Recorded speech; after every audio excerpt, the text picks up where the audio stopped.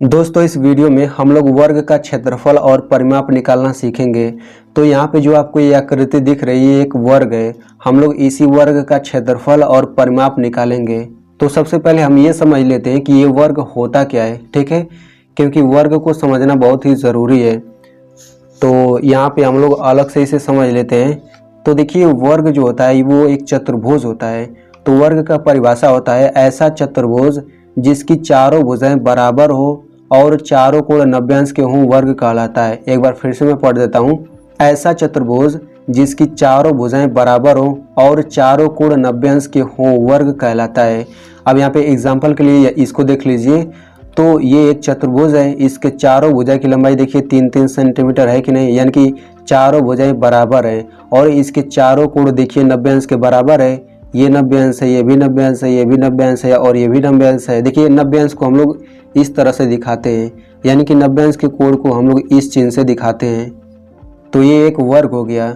वैसे ये भी एक वर्ग है क्योंकि इसके भी चारों भुजा की लंबाई देखिए बराबर है, 6 मीटर 6 मीटर 6 मीटर 6 मीटर और देखिए चारों कोण 90 अंश के भी बराबर है। तो ये भी एक वर्ग हो गया। तो आई होप आपको समझ आ गया होगा कि वर्ग क्या होता है। तो यहाँ पे मैं आपको एक बहुत ही महत्वपूर्ण चीज़ बताने वाला हूँ कि देखिए वर्ग जो होता है हम लोग इसे भी वर्ग कहते हैं। तो देखिए वर्ग का क्षेत्रफल निकालने के लिए एक फार्मूला होता है, एक सूत्र होता है।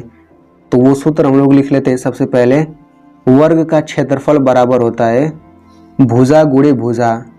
वर्ग का क्षेत्रफल बराबर होता है भुजा गुणे भुजा। तो इसमें भुजा का मान 5-5 सेंटीमीटर है कि नहीं। तो यहाँ पे भुजा की जगह हम केवल 5 रखेंगे, सेंटीमीटर नहीं रखेंगे, केवल 5 लिख दीजिए। फिर गुणा भुजा का मान 5 ही है तो 5 ही रख दीजिए। तो कितना हो जाएगा 5×5 = 25। अब देखिए क्षेत्रफल जो होता है वो हमेशा स्क्वायर में, वर्ग में हमेशा आता है। यानी कि ये जब सेंटीमीटर है तो यहाँ पे सेंटीमीटर का वर्ग आ जाएगा, यानी कि इस वर्ग का क्षेत्रफल हो जाएगा 25 सेंटीमीटर स्क्वायर। अगर यहीं पे ये सब मीटर में दिया रहता तो इसका क्षेत्रफल 25 मीटर का स्क्वायर आ जाता, ठीक है। तो आप लोग ये जो मात्रक है इसमें गड़बड़ी मत करिएगा।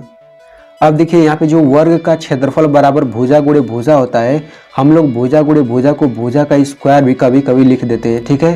तो आप लोग ये दोनों फार्मूला याद रखिएगा, मतलब भुजा का स्क्वायर कहें या फिर भुजा गुणे भुजा कहें, दोनों सेम ही चीज़ है, ठीक है। तो आई होप आपको समझ आ गया होगा। अब हम लोग समझते हैं कि वर्ग का परिमाप कैसे निकलता है, ठीक है। तो देखिए सबसे पहले हम ये समझ लेंगे कि परिमाप का मतलब होता क्या है। तो देखिए परिमाप दो शब्दों से मिलकर बना हुआ है, परि और माप।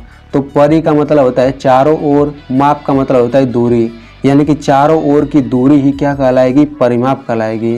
तो चूंकि हमें वर्ग का परिमाप ज्ञात करना है ना, तो इस वर्ग के चारों ओर की दूरी क्या होगी, इसके चारों भुजा को जोड़ेंगे वही तो चारों ओर की दूरी होगी, ठीक है। यानी कि हम अगर इसके चारों भुजा की लंबाई को जोड़ दें तो वही इस वर्ग का परिमाप हो जाएगा।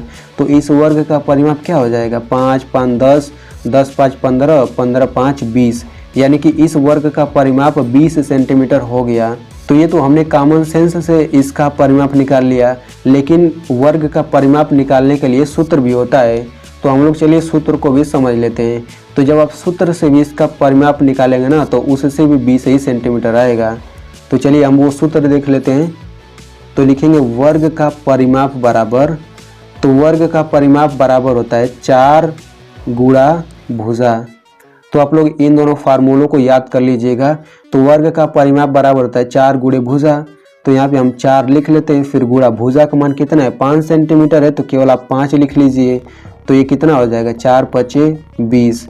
तो चूंकि ये परिमाप जो होता है वो तो चारों ओर की दूरी होती है ना, तो ये जब सेंटीमीटर है तो दूरी में नापेंगे तो सेंटीमीटर ही होगा ना, यानी कि इस वर्ग का परिमाप कितना हो गया 20 सेंटीमीटर। तो आप लोग देख ही सकते हैं कि या तो हम सूत्र से रख करके निकालें या फिर वैसे चारों भुजा को जोड़ दें, ये 20 सेंटीमीटर आएगा ही आएगा। तो आप लोग इन दोनों फार्मूलों का यूज करके किसी भी वर्ग का क्षेत्रफल और परिमाप बहुत ही आसानी से ज्ञात कर सकते हैं। तो दोस्तों मैंने आपको इतने सरल तरीके से समझा दिया कि वर्ग का क्षेत्रफल और वर्ग का परिमाप कैसे निकालते हैं। तो आप लोग मेरी मेहनत के लिए कम से कम इस वीडियो को एक लाइक कर दीजिए और इस वीडियो को अपने दोस्तों के साथ ज़रूर शेयर करिएगा ताकि वो भी इसे इतने सरल तरीके से समझ सकें।